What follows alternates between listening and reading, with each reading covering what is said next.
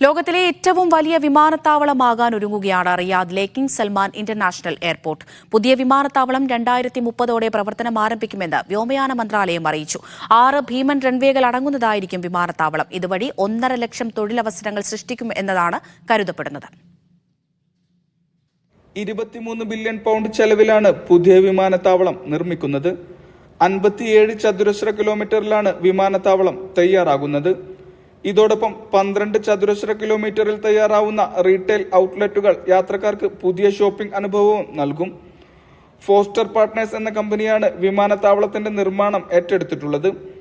King Khalid അന്താരാഷ്ട്ര വിമാനത്താവളത്തിൽ നിലവിലുള്ള ടെർമിനലുകളുമായി പുതിയ വിമാനത്താവളം ബന്ധിപ്പിക്കാനും പദ്ധതിയുണ്ട്. പുതിയ വിമാനത്താവളത്തിൽ നിന്നും സർവീസ് നടത്താനിരിക്കുന്ന എയർലൈനുകൾ ഇതുവരെ പ്രഖ്യാപിച്ചിട്ടില്ല. വിമാനത്താവളം നിലവിൽ വരുന്നതോടെ ഏകദേശം 1.5 ലക്ഷം തൊഴിലവസരങ്ങൾ സൃഷ്ടിക്കുമെന്നാണ് പ്രതീക്ഷിക്കുന്നത്. 12 കോടിയോളം യാത്രക്കാർ പുതിയ വിമാനത്താവളം ഉപയോഗപ്പെടുത്തുമെന്നാണ് പ്രതീക്ഷ. 2050 ആകുന്നതോടെ യാത്രക്കാരുടെ എണ്ണം 18 കോടിയിലധികം വർദ്ധിക്കുമെന്നും കരുതുന്നു. വിമാന ടേക്ക് ഓഫ് കാണുന്നതിനും പ്രീ ഫ്ലൈറ്റ് പോയിന്റ് സാമ്പിൾ ചെയ്യുന്നതടക്കം നിരവധി സംവിധാനങ്ങളും ഒരുക്കിയിട്ടുണ്ട്. പുതിയ വിമാനത്താവളത്തിന്റെ വരവോടെ റിയാദിലെ ടൂറിസം മേഖലക്ക് ഊർജം പകരുകയാണ് ലക്ഷ്യം.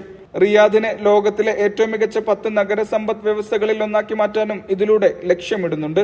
നിലവിൽ ലോകത്തിലെ ഏറ്റവും വലിയ വിമാനത്താവളങ്ങളിലൊന്ന് സൗദി അറേബ്യയിലെ ദമ്മാം എയർപോർട്ട് എന്നറിയപ്പെടുന്ന കിങ് ഫഹദ് അന്താരാഷ്ട്ര വിമാനത്താവളമാണ്. Media 1 Riyadh.